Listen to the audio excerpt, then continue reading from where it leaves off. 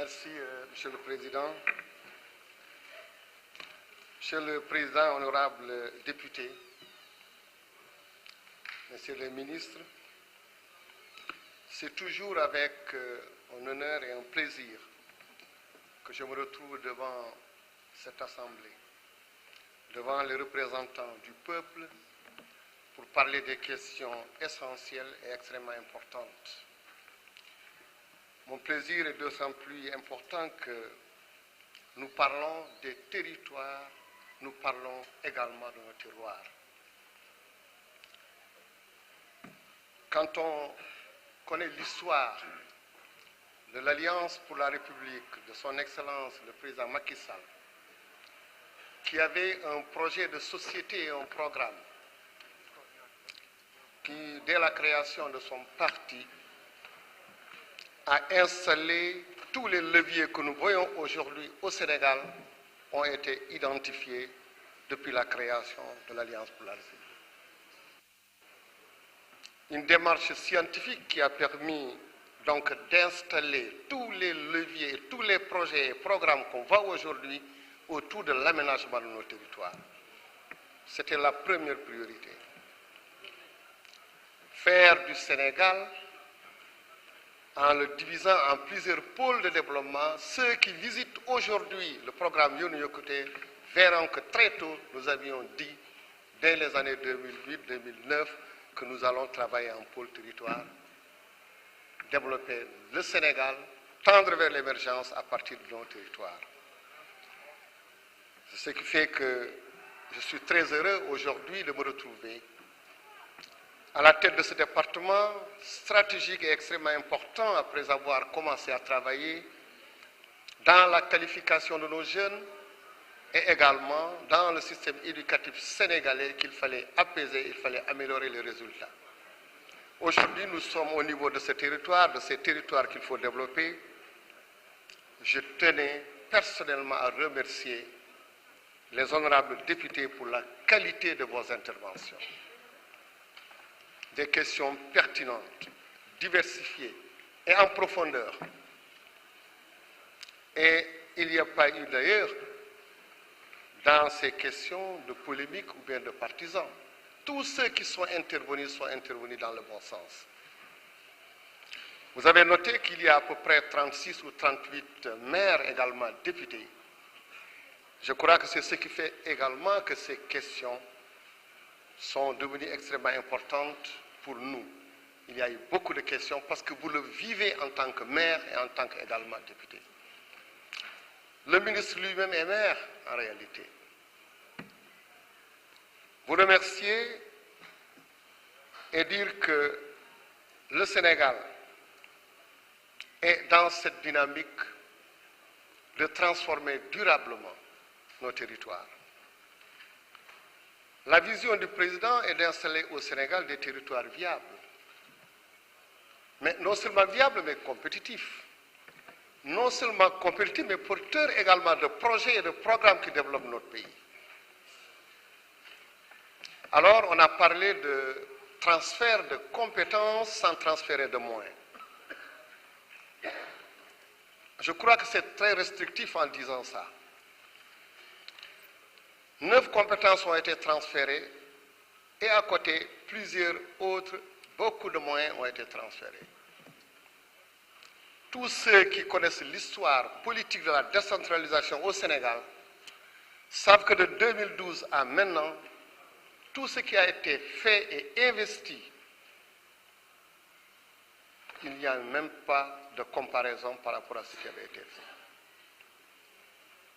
On transfère des moyens, fonds de concours, 12, 18, maintenant on parle de 28 milliards, fonds d'équipement, la selle, les ristournes, le fonds minier.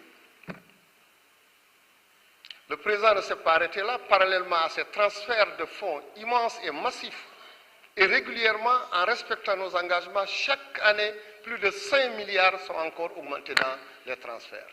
Et nous l'avons toujours respecté. Même cette année, nous l'avons respecté. À travers ça, d'autres leviers extrêmement importants qui accompagnent également cette décentralisation.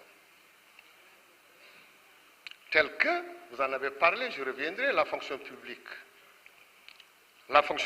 locale.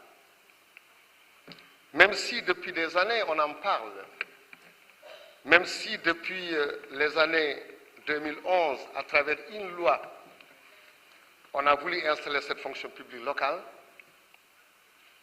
c'est le président qui l'a réalisé et qui est devenu effectif. Le directeur général est là avec moi. C'est devenu une réalité. Cette fonction publique locale formera également les agents, on transfère des moyens, on forme les qualités humaines. Nous avons obtenu également, en termes d'agents nouveaux, plus de 140 également cette année dans la fonction publique, pour toujours accompagner donc notre promotion dans le développement de nos territoires. Mais on ne s'est pas arrêté seulement à transfert de fonds, que j'ai listé tout à l'heure, il y en a 5,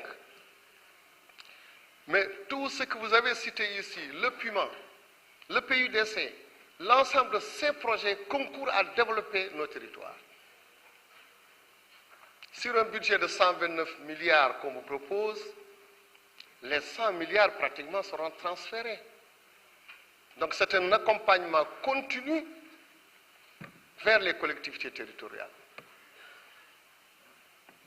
Alors, mesdames et messieurs, honorables députés, la question du développement de nos territoires appelle de notre part un travail extrêmement important, parce que tout simplement nous partons d'un niveau extrêmement complexe où il y avait des disparités et nous voulons passer à un autre niveau où, avec l'acte 3 de la décentralisation, on a réalisé ce qu'on appelle la communalisation intégrale. Il y avait des communautés rurales, des communes rurales, des grandes communes, des petites communes, et nous voulons harmoniser tout ça. Le président de la République a voulu, il a comme marqueur l'équité sociale dans les financements, dans les accompagnements, dans les programmes, quel que soit le programme, au niveau des filets sociaux. C'est ce qui explique d'ailleurs que même la SEL, quand elle a été revue, dans ces réformes de la patente, on ne s'est pas seulement arrêté à ceux qui avaient le droit, on a dit non, le président a dit toutes les collectivités devraient avoir accès à un minimum. Il y a plusieurs députés qui disent que la SEL, c'est ce qu'ils appellent le Khoromsi en réalité. Ils l'attendent et je crois que le ministre des Finances reviendra tout à l'heure sur la SEL et sur les autres. Alors il y a eu plusieurs questions. Par bloc, nous allons répondre. La première question la plus importante, c'est comment réformer notre état civil. Le projet lui-même en dit long, on dit Nekal. Quand on n'existe pas, il est très difficile d'aller à l'école. Quand on mène notre vie du début donc à la naissance jusqu'à la fin, le certificat de décès lui-même est important pour la suite. Donc c'est un secteur qui nous suit tout au long de notre vie. 18 milliards ont été injectés, mais il fallait faire un travail avec de vrais professionnels, un travail extrêmement complexe pour atteindre ce que nous avons vu dans les pays développés. Donc, ce projet nous donne en tout cas satisfaction. On est en train d'informatiser, numériser, mais surtout sécuriser nos données. Il ne suffit pas d'informatiser. Avoir un ordinateur informatisé, ce n'est pas ça que le président de la République a voulu faire. Il ne suffit pas tout simplement de numériser. Ce n'est pas ça seulement qu'on a voulu faire. Il faut informatiser, numériser, sécuriser, ici, chez nous, pas dans un pays à l'étranger. Alors, des centres d'état civil, des centres qui étaient au niveau des sous-préfectures et autres, sont maintenant au niveau des collectivités. Et également, nous sommes en train d'installer des nouveaux centres secondaires. Nous sommes en train de faire de la proximité pour que chaque enfant, au moment où il est né, qu'il puisse avoir son document dès le départ. Mais on ne s'est pas arrêté là. À l'instant où je parle, plusieurs jeunes Sénégalais sont aujourd'hui à travers le monde allés vers nos Sénégalais, les compatriotes qui sont à l'extérieur. Ils sont dans nos bureaux consulaires, en train de travailler avec ceux qui sont là-bas, en Afrique centrale, en Europe, en Asie, en Amérique, partout où il y a des Sénégalais. Le travail extrêmement important qui a été fait au niveau national, on est en train de le faire au niveau de la diaspora. Parce que ceux aussi ont besoin donc des documents d'état civil. Donc c'est pour rassurer, honorable député que vous êtes, pour vous dire que ce problème très complexe, il est pris en tout cas à bras le corps par le ministère avec la volonté de son Excellence le Président Macky Sall. On a terminé la première phase. On peut dire que dans la région de Dakar, pratiquement nous avons terminé. Nous allons le faire pour qu'en un temps beaucoup plus court, qu'on puisse être au niveau souhaité, évolué et décidé par le Président. Notre objectif, c'est que chaque Sénégalais, partout où il est, et à tout moment, qu'il puisse avoir accès à ces actes d'état civil. Que je sois ici, si je veux avoir mon acte d'état civil, je ne suis pas obligé de retourner dans ma commune. Ça se fait ailleurs et nous allons le faire pour les Sénégalais. C'est notre ambition. Et toutes les conditions sont réunies pour que ceux également qui sont dans la diaspora ne soient pas obligés de se déplacer partout où ils sont, ils auront accès à leur pièce d'état civil. Ça, c'était un élément extrêmement important. Une autre question est revenue fréquemment. Elle concerne la grève des travailleurs, des agents des collectivités territoriales. Qu'on s'entende bien, vous êtes des élus, il y en a parmi vous des maires. Quand on parle d'un sujet, il faut d'abord le comprendre. Il faut savoir exactement ce qui se passe. J'ai entendu des maires nous dire, nous voulons que vous réglez le problème. Des maires qui insistent. Mais ces agents, ce sont les agents des collectivités territoriales. C'est la libre administration. L'État du Sénégal accompagne la résolution de ce problème entre les collectivités qui emploient et les agents employés par les collectivités. Nous avons beaucoup fait. On nous a demandé qu'est-ce que vous avez fait. Plusieurs réunions avec l'intersyndicale, une commission mise en place qui est en train de faire un état des lieux. Pourquoi faut-il faire un état des lieux? On parle de 9000 agents. Mais dans la fonction publique locale, ce qu'on a comme document enrôlé et terminé, nous n'avons que 2900 et quelques. Alors les maires également, ils vont me dire, nous avons également d'autres agents. Il y en a beaucoup. Donc le rôle de l'État, notre rôle, c'est à partir de cette commission qu'on a installée avec l'intersyndicale, avec l'ensemble donc des gouverneurs, les finances, on est en train de faire un recensement général pour connaître combien d'agents existent d'abord. Alors, l'honorable député Barthélémy Diaz a posé une question. Il a cité un article d'une loi, l'article 29. Soit il ne connaît pas, soit il n'a pas voulu parler, mais l'article suit l'article 31, il ne l'a pas cité. L'article 29 est très clair. Toute augmentation dans la fonction publique d'État entraîne une augmentation dans la fonction publique locale. On est d'accord, l'article 29. Mais l'article 30 dit que c'est eux, c'est vous, c'est nous, les maires, qui devront donc faire face, payer donc ces salaires. Mais l'État ne se dérobe pas. Je suis là, je participerai à la résolution de ce problème. J'accompagnerai et le gouvernement accompagnera les collectivités territoriales, les maires, accompagneraient les travailleurs pour qu'on puisse régler définitivement cette question. Ces agents jouent un rôle essentiel. Ils sont dans les hôpitaux, ils sont dans les centres de santé, ils sont dans les écoles, ils font un excellent travail. Donc l'État accompagnera pour qu'on puisse régler définitivement cette question. Et ensemble, Aujourd'hui, on est en train de faire un recensement pour dire voilà la totalité des agents que nous avons. Les collectivités auront le document, ceux qui peuvent payer tout de suite, ils payent les augmentations, ceux qui ne peuvent pas seront également en relation avec le ministère des Finances. On va regarder quelle est la soutenabilité, quelle est la durée, parce que même dans la fonction publique d'État, les augmentations ont été étalées entre 2022, 2023 et 2024. Voilà ce que je voulais dire par rapport à cette question extrêmement importante. Et franchement, je tenais à le dire haut et fort. Alors, la gouvernance également territoriale, elle est revenue, mais surtout le découpage.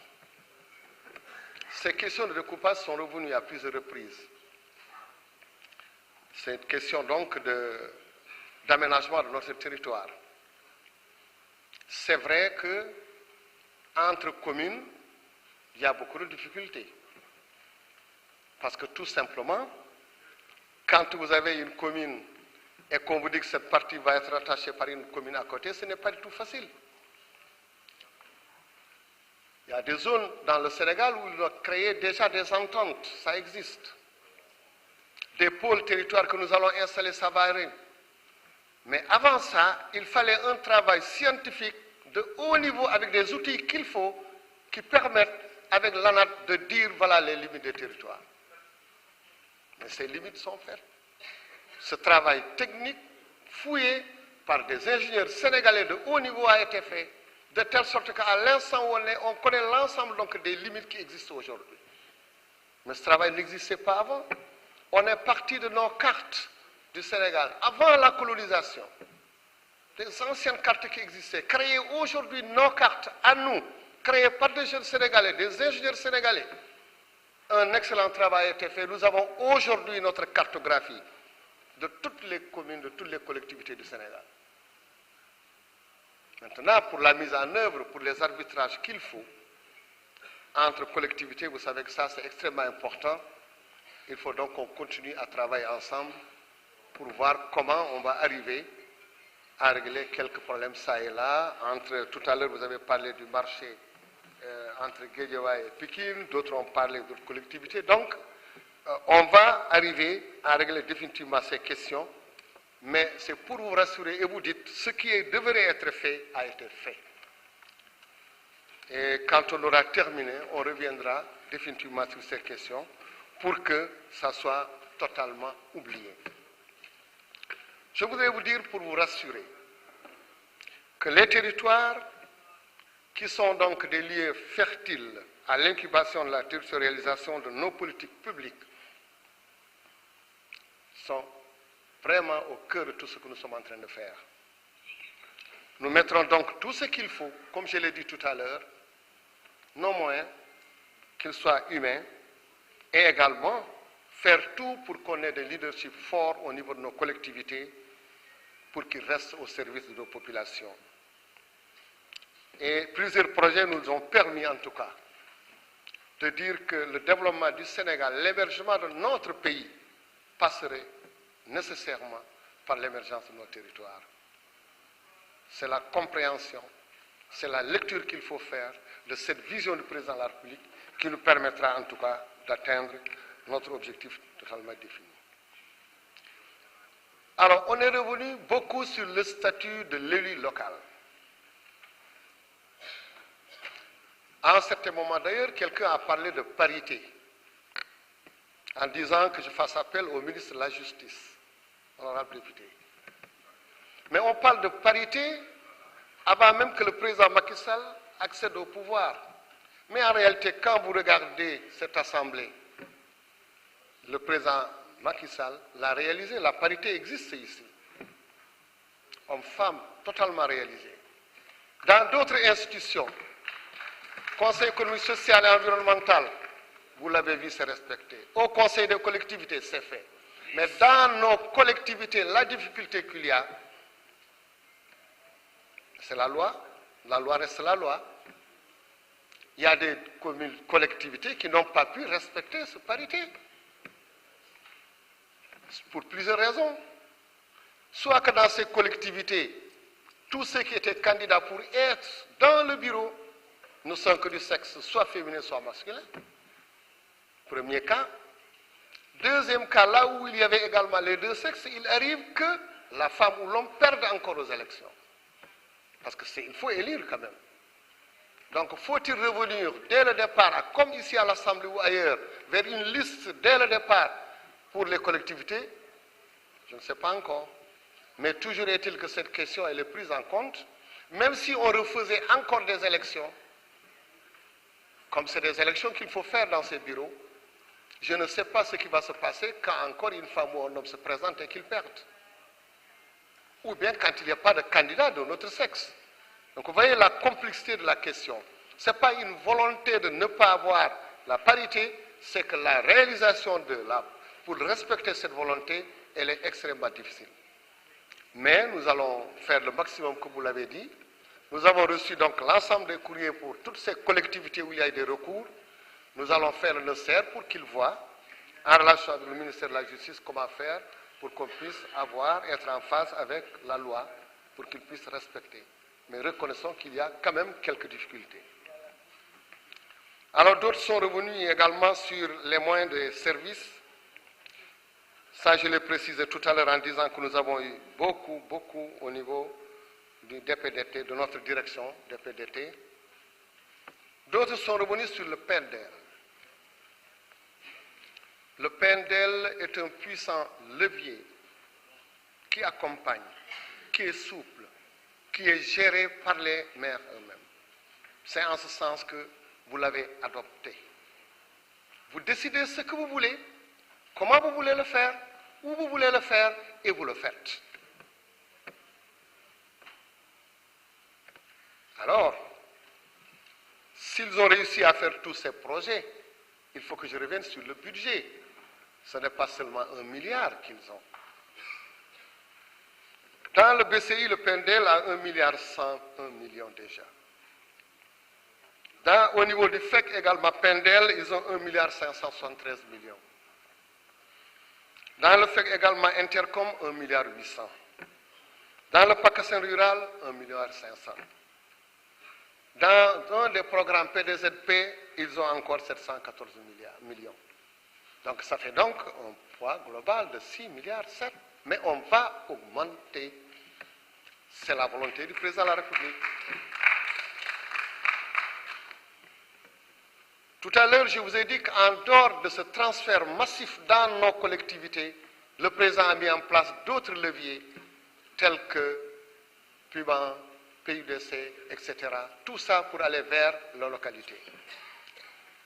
Mais à côté du PNDL, on a parlé de PACASEN, qui est un vaste programme qui accompagne nos communes et nos agglomérations. Honorable député a dit, il semblerait, il ne sait pas si ça va s'arrêter. Non, ça ne s'arrête pas, PACASEN. Comme on dit, qui embrasse trop mal est train. Bi ñuy commencé projet bi le président nee na nañu jël pour le moment les 123 collectivités. 130 milliards lañ si def pendant 4 ans. Et ce projet est presque terminé. Hier, j'étais également avec nos partenaires AFD et Banque mondiale. On va prolonger encore d'1 an et on va encore aller au-delà. C'est parce que le président de la République tient à l'équité territoriale qu'il a décidé qu'il y ait également un autre PACASEN qui complète PACASEN également rural, pour que toutes les collectivités puissent avoir accès à ce programme simple, qui facilite, qui réalise des projets, où tous les maires qui ont eu à avoir le PACASEN sont très heureux et très contents de ce qu'ils sont en train de faire. Donc le président a décidé qu'on le renforce, qu'on le généralise, que toutes les collectivités puissent avoir accès au PACASEN. Maintenant, au début, on avait dit PACASEN rural. Après, on parle de PACASEN urbain, maintenant PACASEN rural. Quand on aura fait les deux PACASEN, il n'y aura que PACASEN. Parce qu'il n'y a plus de rural ou de citadin, tout le monde aura accès au PACASEN. C'est notre ambition, c'est ce qui fait que dès maintenant, nous l'avons inscrit, en tout cas dans notre budget, pour vous dire qu'on est en train de travailler pour qu'on pérennise, en tout cas, ceci qui est extrêmement important. Les incohérences, on est revenu à plusieurs reprises sur ces incohérences. Je crois que, comme je l'ai dit tout à l'heure, on va continuer, en tout cas. On va continuer, d'abord en se basant sur des données scientifiques au niveau de l'ANAT, et puis après des arbitrages politiques entre nous. Parlant de PACASEN, tout à l'heure quelqu'un a dit que, parce que peut-être qu'on aurait perdu les villes, et dans ce cas on dit, dans ce cas on va aller vers le rural. D'abord c'est restrictif, de deux c'est pas la vérité, et de trois le président tient uniquement à l'équité. Quand il parlait de PACASEN rural, les élections locales n'existaient pas. Donc on ne peut pas faire référence à ça. Je crois que l'honorable député peut-être est allé très vite seulement en besogne, ou bien qu'il avait perdu de vue que les élections n'avaient pas encore eu lieu. Mais ce qu'il veut, le président de la République, c'est uniquement que toutes les collectivités puissent savoir, qu'ils soient rurales ou non. S'agissant des Chers collègues, vous FDD, n'avez pas la parole. Veuillez bien écouter. maintenant les critères de FDD. Alors le FDD qui en font, ce fonds, effectivement, il y a eu beaucoup de critiques. On a dit qu'il faut améliorer, regarder quels sont les critères. Je vous rassure, on est déjà dans cette dynamique. On est déjà dans cette dynamique avec nos partenaires pour regarder comment encore revoir la répartition de ce FDD. Il y avait effectivement des critères, plusieurs critères, une dotation minimale, la dépendance également d'un FDD d'une collectivité, les populations et également la pauvreté, toutes ces données donc par l'ANSD. C'est la même chose au niveau du FECT, où il y avait également des critères en partant des données réelles de l'ANSD sur le taux de pauvreté, taux de ruralité, la population, etc., etc.